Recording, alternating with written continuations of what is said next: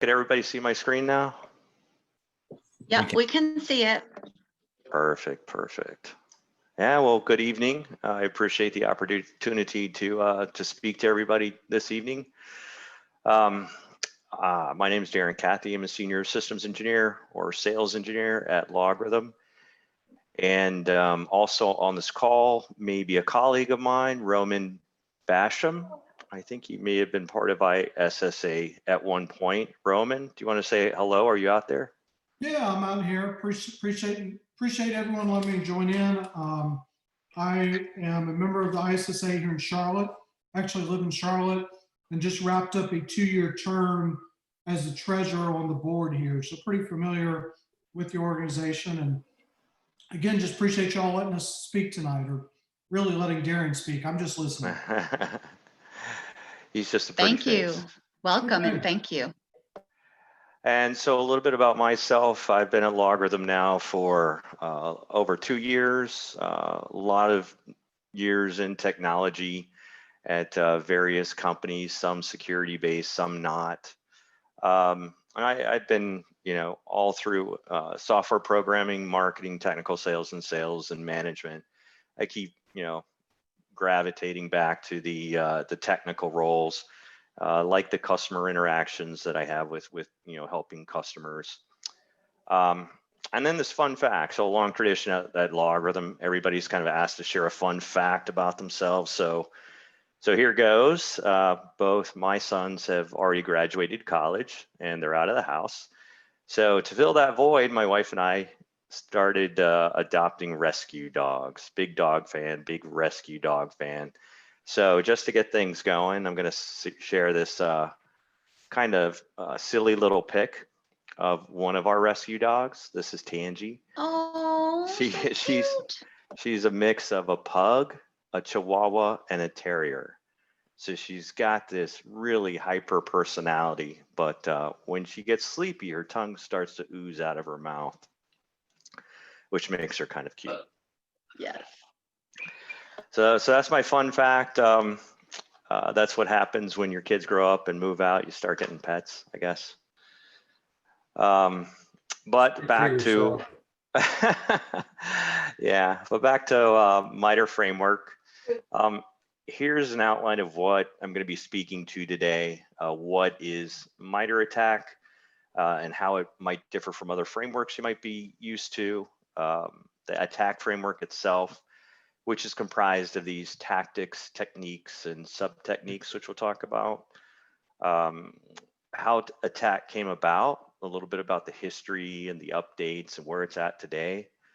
With any of these frameworks, they can be overwhelming. So we'll talk a little bit about some good ways to get started with using attack, in a consumable fashion. And finally, how LogRhythm can help companies leverage attack to improve on their security posture. So throughout the presentation, definitely feel free to post questions in the chat along the way. And we'll also probably have some time at the end for a Q&A session. So first, the basics. What exactly is this MITRE ATT&CK framework that seems to be getting so much attention? So the MITRE ATT&CK framework is really a globally accessible knowledge base of adversary tactics and techniques based on real world observations. So these are things that are going on today. And the tactics and techniques we're going to talk about come from publicly available threat intelligence and incident reporting, along with publicly available research on what adversaries are doing. So it's real life stuff, very relevant.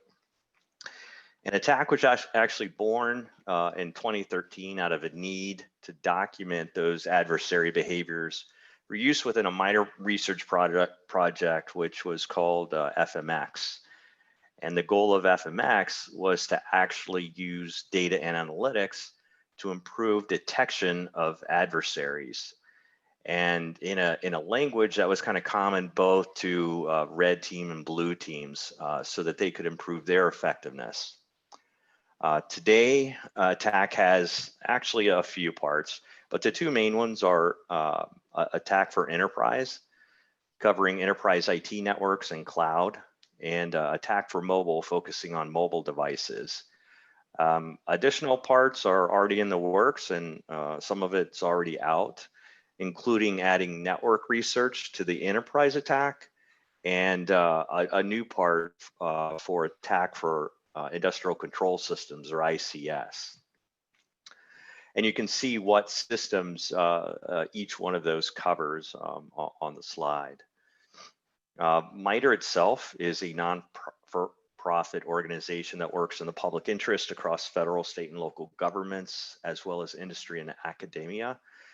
And their mission really is to solve problems for a safer world. And that includes developing more effective cybersecurity by bringing different communities together. And of course, those are lofty goals indeed, as we all know. You're probably familiar with the Lockheed Martin kill chain, and in general, both the kill chain and attack follow kind of the same pattern, right? The bad guys get in, they don't get caught, and they steal stuff.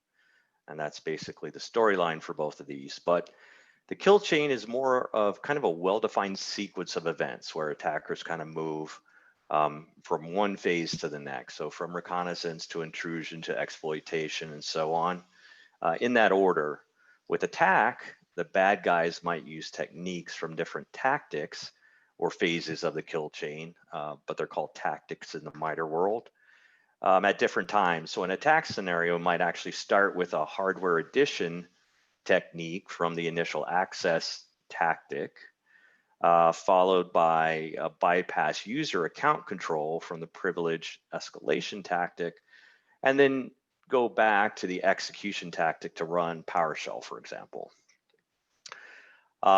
Whoops, sorry about that. I think why attack is gaining such popularity in the security world is really the level of detail it provides, as well as the completeness at any given time. And then of course, the regular updating based on real world attacks. We've certainly have seen an increasing interest in MITRE ATT&CK at LogRhythm. Benefits of using MITRE ATT&CK. Well, to start with, it kind of gives security teams up-to-date intelligence on TTPs, or techniques, tactics, and procedures being used in the wild today. So again, it's that relevancy that you get with MITRE. Next, it can really help you understand the ATP groups, or APT groups that are active in your industry and how they actually behave. So you can start to be proactive rather than reactive. We're probably all aware of the recent warnings about threats and attacks on healthcare organizations. Same thing was going on a bit earlier this year with educational systems. You know, several of our customers were getting hit with ransomware attacks. If you don't have a good understanding where you are in your security maturity, it can help you assess your security monitoring and alerting capabilities through red and blue teaming exercises if you've got the capability in the staff. Otherwise, you can certainly get pen testers to provide you with that sort of assessment. And of course, it's a great starting point for developing a security posture. One that you can actually track online with attack tools such as Navigator, which we'll talk a bit more about later on. So that's a high-level overview of the MITRE ATT&CK framework, but let's dive in a bit more and see how the framework is actually structured. Of course, no framework presentation would be complete without the obligatory eye chart, and MITRE ATT&CK is no different. I don't expect you to really be able to read every word on the slide, but really I'm showing this more from a point of view of explaining the structure, the components, and the terminology within the framework. So at the very top level, you've got these tactics, 14 of them currently, and tactics represent the why. Why is an adversary performing this action? So for example, with the initial access tactic, an adversary is trying to get into your network. With the impact tactic, they're trying to manipulate, interrupt, or destroy your systems and data. And then below each one of these tactics, the next level down are the techniques, currently 177. And techniques represent the how an adversary achieves the goal by performing an action. A good example here is dumping credentials to achieve credential access.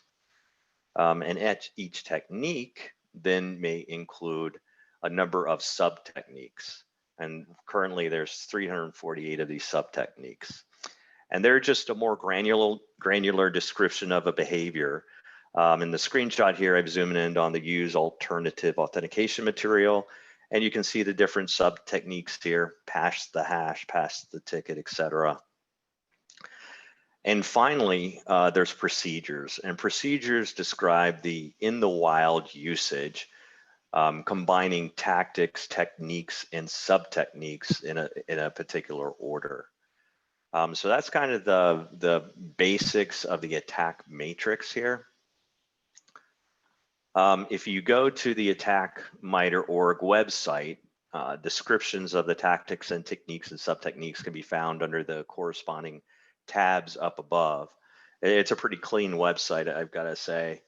And here you can see the various tactics and what they mean.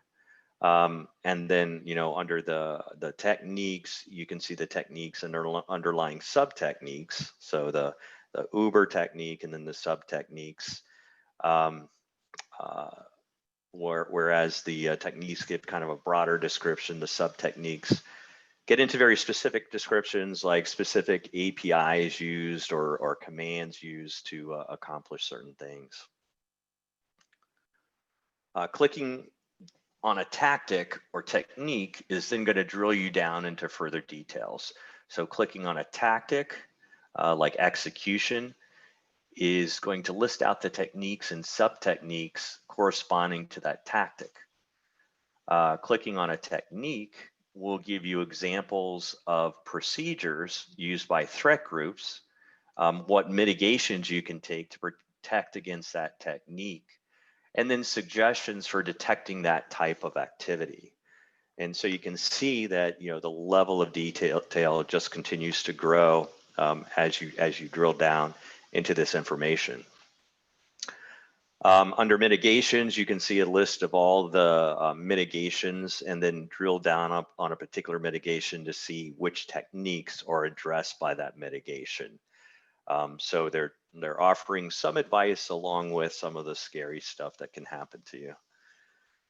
And I think this is the best part of MITRE is this wealth of information that you'll find under the groups tab. And this is describing known threat groups and what they're known for. And so drilling down on a group is then going to give you the specific techniques and software they're known for using. So if you just wanted to get a feel for threat groups in general, this is an awesome resource to start with. And finally, rounding out the tabs on the attack website, which we'll cover, we can get a list of all the software that attackers use. And then the techniques the software provides and which groups actually use that software. So, again, wealth of knowledge encapsulated in a single place. I mentioned Navigator earlier, and so MITRE provides this interesting navigation tool called Navigator, very original, that lets you track progress in addressing techniques in the framework or map out different scenarios for red and blue teams or see techniques used by different groups or software. So it's got all of these kind of ways to view the matrix by different factors. So for example, if you know that there are two specific groups targeting your industry, you can kind of overlay them both to see which group uses what techniques and then what techniques are common to both groups. And then you can start implementing your security postures with those particular techniques or defenses. So in general, it's just a great way to navigate, annotate, and visualize different aspects of the matrix without having to resort to the tried and true spreadsheets, because that's the way people were doing it before they actually came out with this Navigator product. And of course, you can export so you can share information. Another interesting aspect of attack is sightings. So this is actually a pilot project that MITRE started last year. And the real goal was trying to understand how techniques are used in practice. So answering questions like which techniques are used more often, what techniques are used in healthcare, for example. But it's also a way for teams to give back, to contribute and benefit the security community as a whole. There has been some slight heartburn with, the sensitivity of information sharing back into Sightings, but I think it's a great idea. The more people understand it and know what's going on, the better. So let's take a look at how attack is progressing over time. And if, one of the key points about MITRE and the framework itself is that it's not really a static work. MITRE continues to expand it and evolve it at a pretty good pace. And there's several interesting changes that have taken place just this year. So the rearranging of techniques into techniques and then sub-techniques, it was something new. It was in beta as early as this past March, but now it's out of beta as of July. And there used to be only techniques and no sub-techniques. So at one point there were, over 220 techniques, and now the number of techniques has dropped, but the number of sub-techniques, is way up there. And you can see the change in numbers over time over just the course of this past year. So from 156 techniques all the way up to 177 techniques, and then from 272 sub-techniques already to 348 sub-techniques. And plus we've seen techniques specific to network devices like routers and switches being added, as well as attack for industrial control systems, or ICS. So in a sense, attack really is kind of a moving target for vendors trying to support it, right? And as well as it should be, because you've got to keep up with what's going on in the world of security, because it's changing constantly. And the current version is version 8, and that this is recent, just as of a couple of weeks ago. I kind of put this in here just for reference. So these are the techniques specific to the network devices, as I just mentioned. But again, just for reference for later on. So all of this is pretty exciting stuff, and maybe can be a bit overwhelming at first. So let's take a look at a few different approaches to start using MITRE ATT&CK. So where to begin? And some good ways to start using MITRE ATT&CK, perhaps in your environment, might be to look at the public threat reports, because there's several of them out there, and they can tell you which techniques are being used the most, and look at techniques that are most used in your own industry. So, the techniques, while a lot are similar, they may be very different for the different industries, especially from an enterprise IT environment to an ICS environment. And then always good advice is leverage a SIEM, because it's a SIEM that's going to give you visibility and the ability to detect and defend against those techniques that you do want to protect against. So I will take a bit closer look at how each of these can help you actually get started. There's a bunch of various public top 10 MITRE ATT&CK techniques reports out there. So you can always start with these and then work to implement controls around these techniques or implement those mitigations from MITRE. But as you can see, depending on what report you're looking at, the results can vary, but there is some commonality across here. You can see process injection appear in different spots, on all of the reports. Quite a few of the techniques also span across multiple tactics. For example, scheduled tasks are part of the execution tactic, the persistence tactic, and the privilege escalation tactics. So, by mitigating some of these particular techniques that are used across multiple tactics, you can kill, more than one bird with a single stone. Is that right? Or maybe a better approach is to look at top techniques that are being used in your industry. So it seems like the industry of choice right now is healthcare organizations. So back in October, you saw all these warnings starting to come out from CISA. CISA stands for the Cybersecurity and Infrastructure Security Agency, along with FBI and HS, about ransomware attacks targeting healthcare and public health. So right now, all of our healthcare organizations are kind of a bit nervous and looking to improve their security posture right now. A few months back, it was school systems and universities seem to be getting particularly hard. And so we're seeing some attacks across that industry. So focusing on what's going on in your industry can give you a good way or a good reason to dive into the attack matrix. And finally, leveraging a SIEM for the capabilities that it's best at, which are really giving you visibility across your organization to what is going on, and then being able to detect certain types of activity and behavior, and then correlating those to identify the procedures being used by attackers. So it's visibility, it's detection, and it's correlation that are the key components there. And it's important to note that not all techniques are necessarily evil. For example, scripting is a technique commonly used by attackers, but it's also used by a lot of system administrators. So a nice mitigation for that might be, hey, only admin ITs can use PowerShell to do something. And of course, not everything is an alarm. So if you kind of turned on, is there a question? Okay, so and not everything is an alarm. So if you kind of turned on everything that MITRE said was a technique like ping or scripting, you'd probably get alarms, overwhelming number of alarms.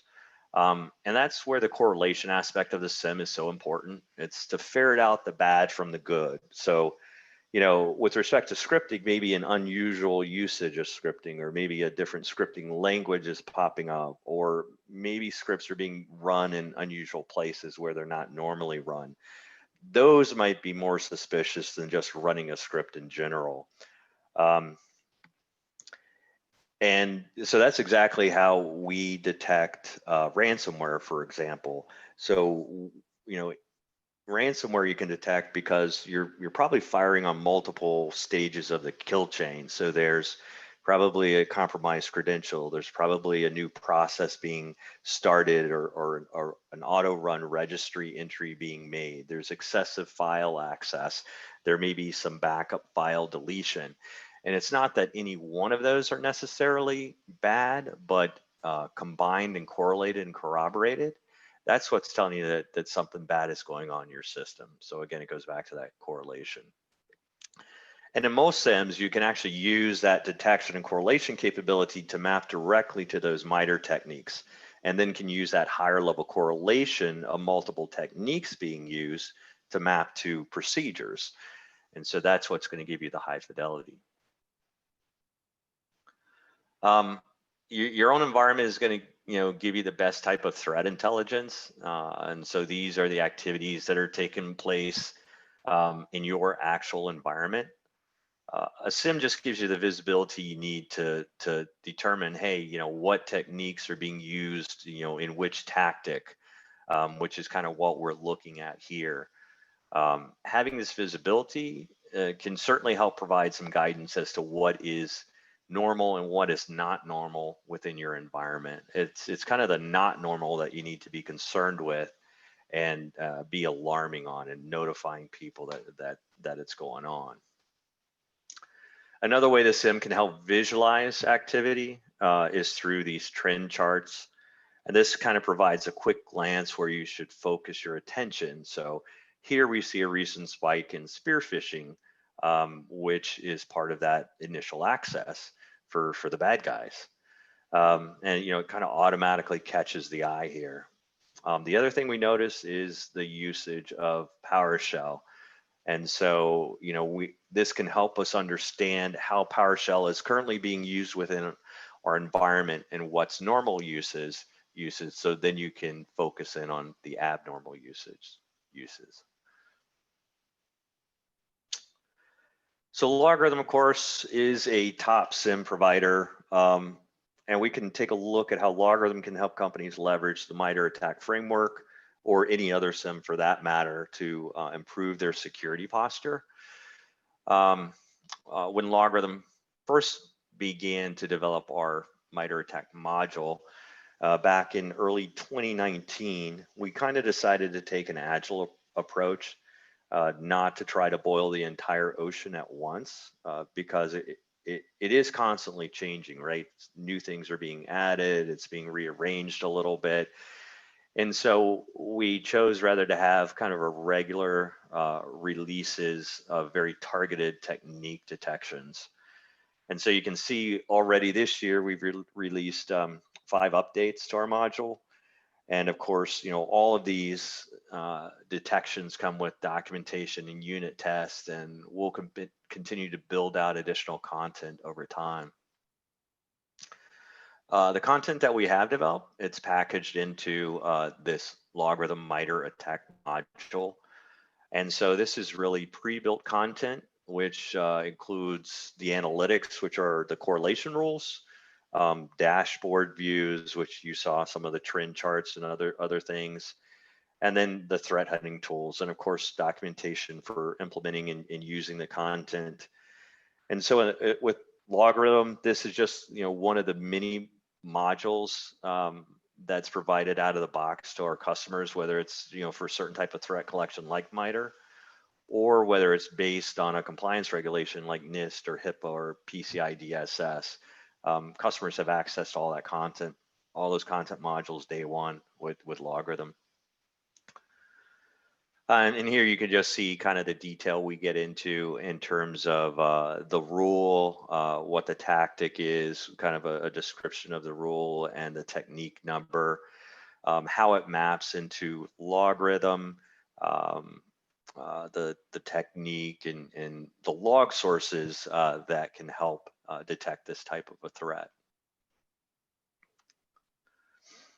The correlation rules are key, and the associated alarming capability are what provides the capability to detect the various techniques and tactics being used. So here we can see we're utilizing the information from the MITRE ATT&CK framework and developing a rule to detect credential access or credential dumping. And we're leveraging our rule wizard to set up the criteria upon which the rule is going to fire. In this case, it includes if we see a command is any one of these, which is the ISSA dump, or this secure ISA or LSA command. And then you can see that we can specify the actual log source type that we're pulling those logs out of as well. But the correlation rules are key, and we've got a ton of them out of the box already to use for combating different MITRE techniques. So let's take a look at a specific example using LogRhythm to detect one of the techniques in the attack framework. And here we can take a look at the email collection technique, which is part of that collection tactic. And this technique actually has 3 sub-techniques, and we'll be looking at the email forwarding rule sub-technique. And this is where an attacker forwards a victim's emails to themselves, giving them the ability to monitor the victim's activity, steal information, or just gain further intelligence that they can then take advantage of. And I know everybody says, oh, well, this is just a canned example, but it actually does happen. So, there was a real life scenario where a CEO of a company had his Office 365 password compromised, and the hacker was able to log into that guy's Outlook and forward all of his email to his Gmail account. And then he hit the jackpot. because he stumbled on a $1 million investment in the works. And through some crafty wording, he was able to reply about a last minute change in banking guest details. And the wire transfer went through, and guess where the money went? Yeah, to the hacker. Ka-ching. So let's first take a look at the procedure a hacker would use to do the forwarding of the emails. And in PowerShell, it's just a set mailbox command specifying a forwarding address. And so this is, the actual procedure that they use. When that happens, you're going to get a log that looks like this. So if you don't have a SIEM in place and you had to go search in O365 logs for this stuff, you'd probably go crazy. And we have had, customers come to us and say, yeah, this is the way we used to do it. It was impossible to try to correlate or do forensics on an incident that happened in the past.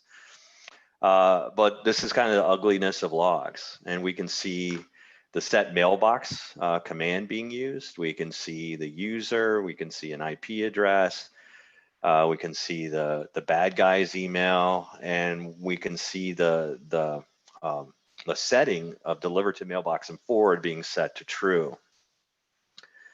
So now in LogRhythm, we simply have to look for a couple of values in a log to be able to trigger a rule and then generate an alarm. And so we can look for logs where the command is set mailbox. And in this case, the session type metadata field is capturing the forward enabling. And so that's the entire rule, but this is kind of the intelligence that a SIEM and its correlation can give to you. And so once the rule fires, we can then alarm on that activity to let somebody know and notify them. Say, hey, you better go take a look at this. Additionally, we could correlate it with additional activity, maybe exfiltration of certain data or sending of information to a Dropbox. And so that's even higher level correlation that we could do in this instance. So that's an example of a correlation rule out of the box. LogRhythm also gives customers the ability to create their own custom rules. And in most SIEMs, you have the capability to do that as well. And so, let's walk through an example of creating a rule, maybe for this Add Office 365 Global Administrator role, which would actually give an attacker a lot of power and access to a lot of potentially sensitive data. So here we're looking at one of the newer cloud sub-techniques for assigning an existing user global admin role. And again, it includes the capability to reset the passwords of other admins, so you could actually start locking people out. And it's part of that persistence tactic in MITRE.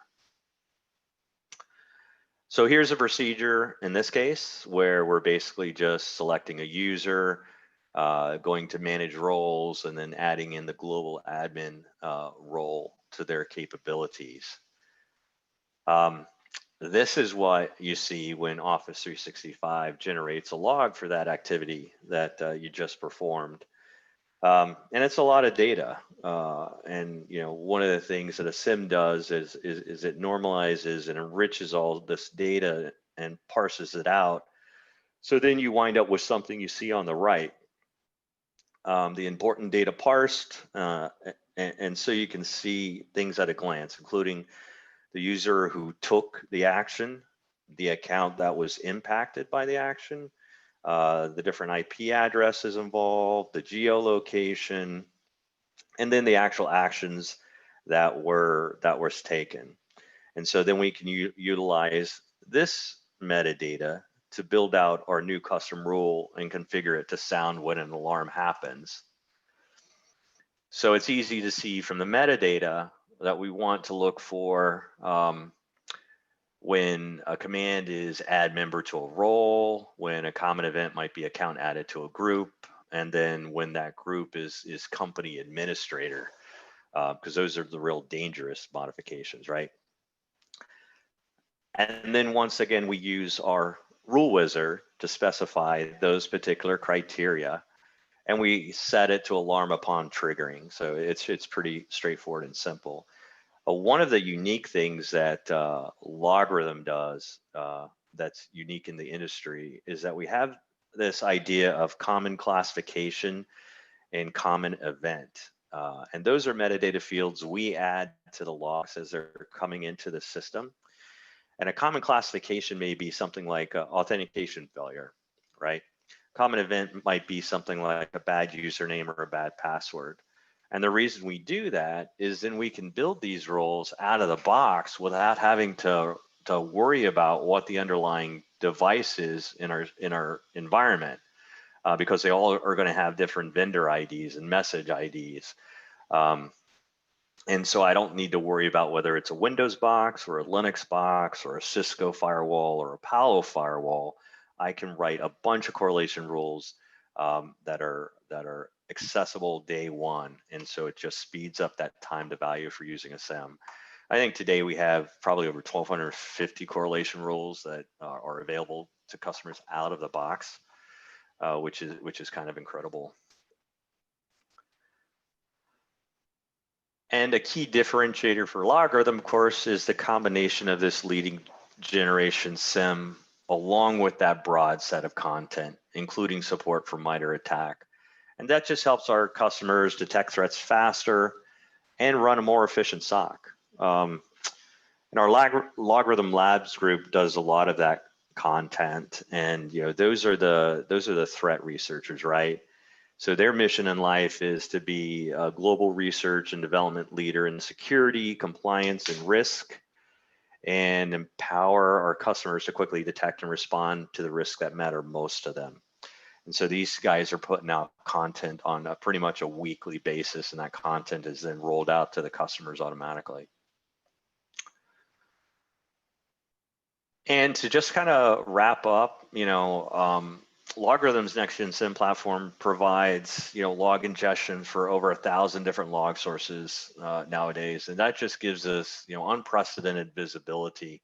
And then you add on top of that all of that correlation capability, including scenario-based analytics. That's where A happens and B happens and C happens, and behavioral-based analytics. That's unusual behavior, right? You're profiling user behavior, and then you're alarming on the unusual behavior. And so you need the scenario-based analytics, or the TTPs, which is what MITRE is great at, for catching the known threats. But you also need that UEBA component, or the user and entity behavior analytics, to catch the unknown threats, the insider threats. If I had one ding against MITRE, it would be that it's really focused on those TTPs and not necessarily the behavior analytics. And you do kind of need both in the security world. And then, you top that off with SOAR capabilities. So this includes things like case management and playbooks and automated responses. And all of this capability just creates a nice seamless workflow geared at either reducing the time it takes to detect threats within the system, whether it's being able to visualize the data, discover the threats, and then qualify them as real incidents, or reducing the time it takes to respond to threats. So, get to that point where you know something is bad, being able to neutralize it with automated responses, and then being able to clean up afterward, or even simply having the information to be able to clean up afterwards. How many times have you gotten that call that says, hey, I can't find this file, what happened to it? Well, with the SIEM and forensics, and you can go back and discover what happened. And that's all wrapped around that rich set of content that we provide, including MITRE ATT&CK. So, the SIEM actually plays, an incredibly important role into helping customers leverage something like a MITRE to fight the threats going on out there. And so that kind of concludes my presentation. I think we will wrap it up just a little bit early. So at this point, I'm going to open it up to questions. And then I'll leave you with my information in case you want to reach out to me separately, but always happy to have a discussion or answer questions about LogRhythm or security or what we're seeing happening in the world today in general. So with that, I'm going to hand it back over to Evelyn and maybe open it up for questions. Oh, thank you so much. Yeah, any questions, anyone? Yeah, I've got a question. So I'm a person that was an IT generalist for probably about 14 years. Did a lot of networking systems administration, and then I moved over to security, and the MITRE framework just started to appear about the time I moved over to security, and I noticed just about everybody was kind of acting like it had always been around, right? I was seeing people talk about it all over the place, like I'm supposed to know what this is.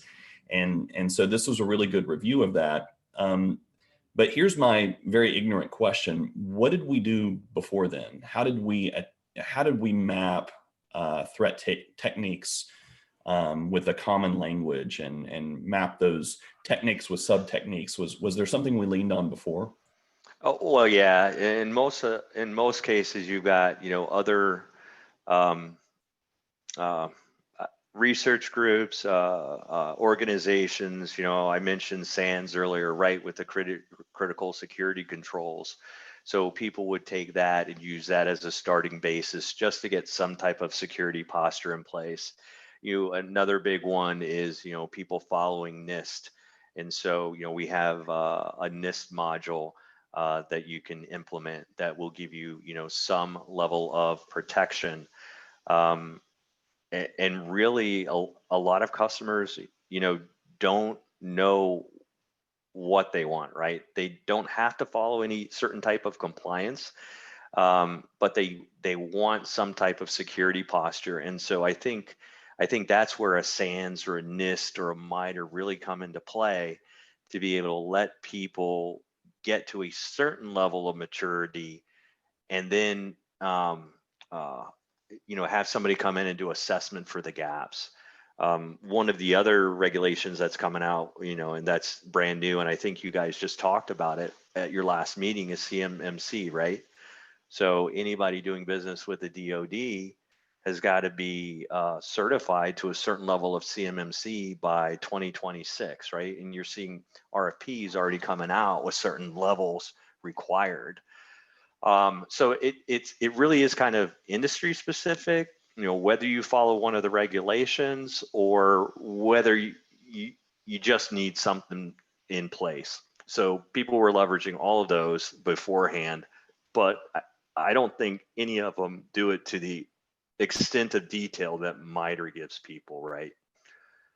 Again, that's half the battle, right? Those TTPs. I don't want to underestimate the UEBA aspect of it either, right?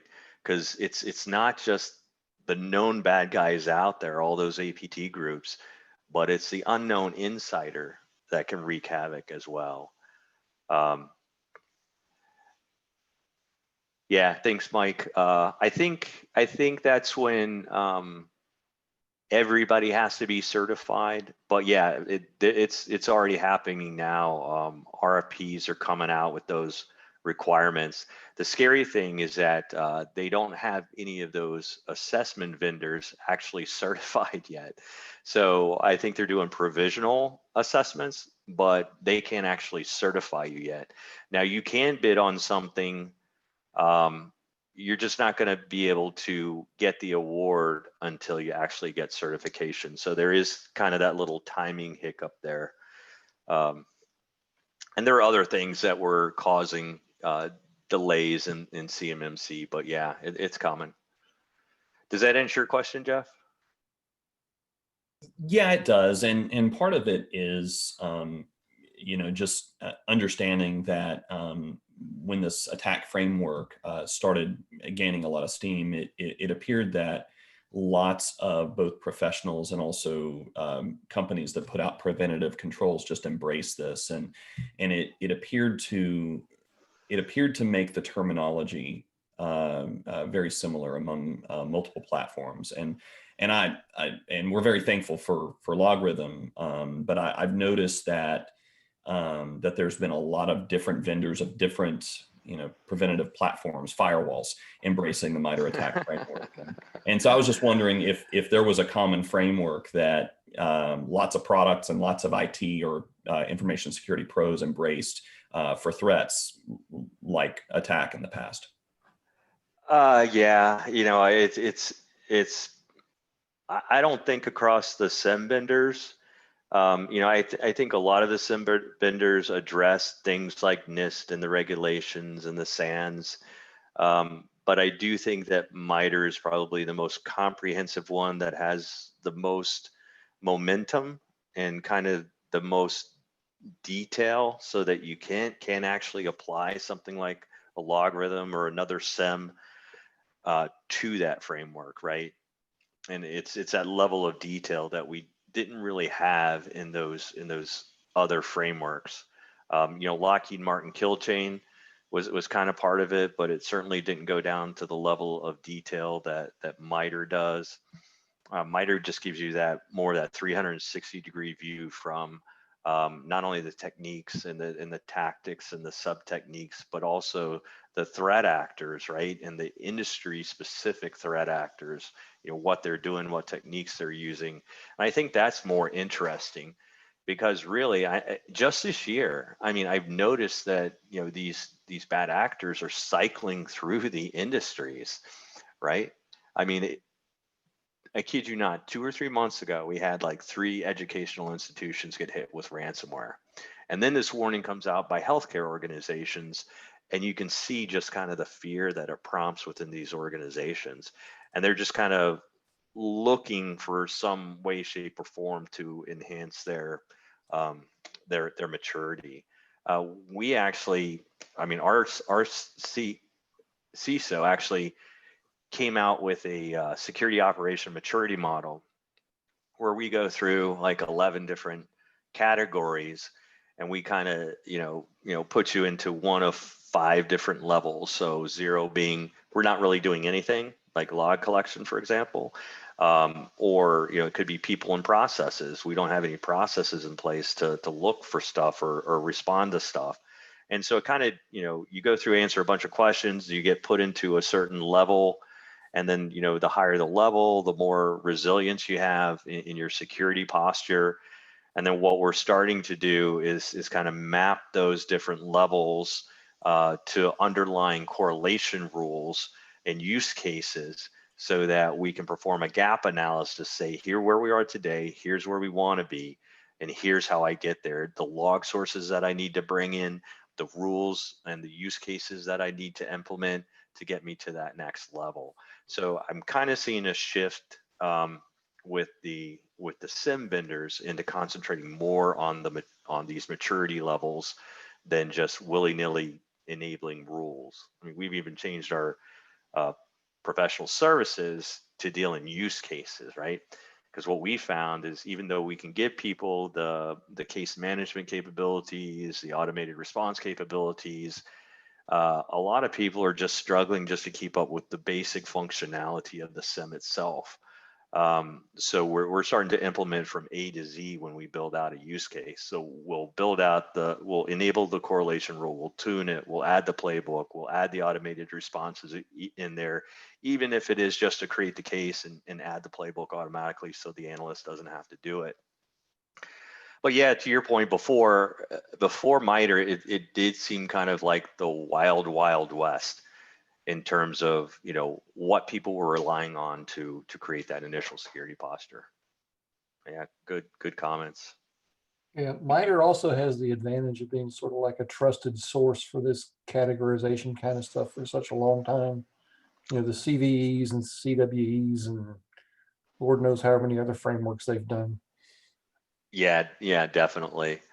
And again, the cybersecurity framework, it's just not as detailed. I think MITRE is actually working on a mapping between themselves and NIST currently. I haven't seen anything come out.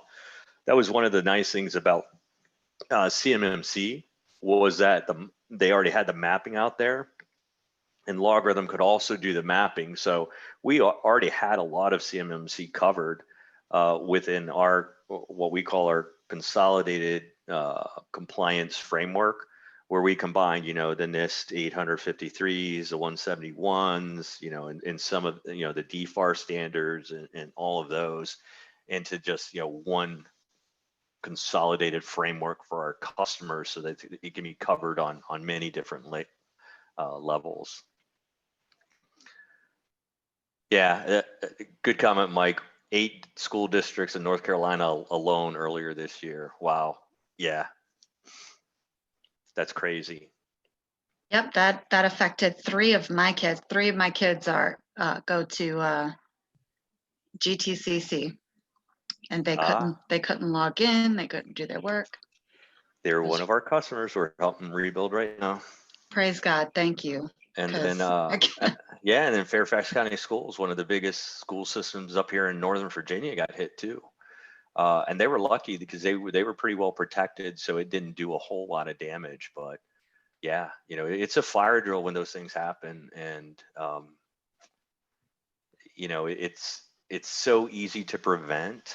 It's just that you know, sometimes people don't want to take that automated action to cut somebody's account off or to isolate an endpoint because they're afraid they're going to affect somebody like the CEO.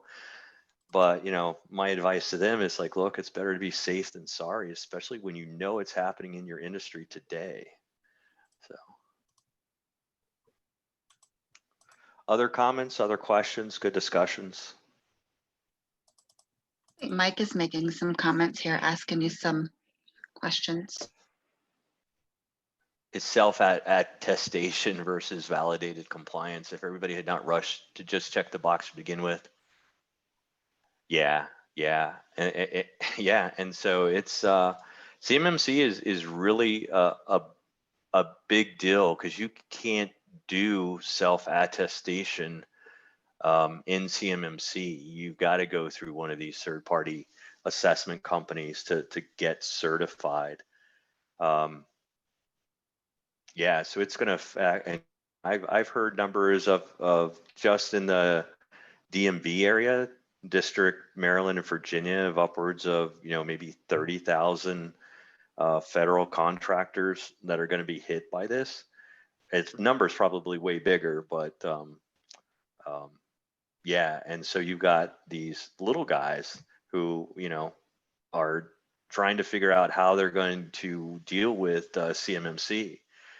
We've got partners who are actually using LogRhythm to help customers implement CMMC. Simple Helix comes to mind because we've been doing a lot of work with them lately.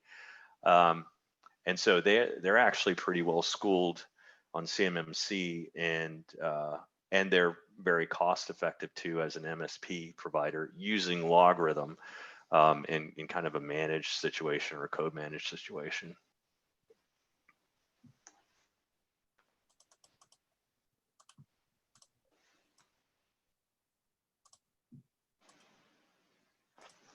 Yeah, I think I have a microphone envy there, Scott. I do ham radio, and this is my. Oh, that's cool. This is my ham radio microphone. So looks like a I studio, but it's not. Yeah, I could probably Sounds be smooth. Yeah, it does. He sounds like a DJ too. Very smooth, like butter. All right. So any other questions? Again, you know, I appreciate the opportunity to come and speak to you all. I know it's part of your evening time, so I hope it was worthwhile. And yeah, if anybody has any questions, you know, it can be anything. You can always just hit me up via email or on LinkedIn. So. Darren, thank you so much for coming and presenting. Folks are saying that was a great presentation, and it absolutely was. We thank you for your time this evening.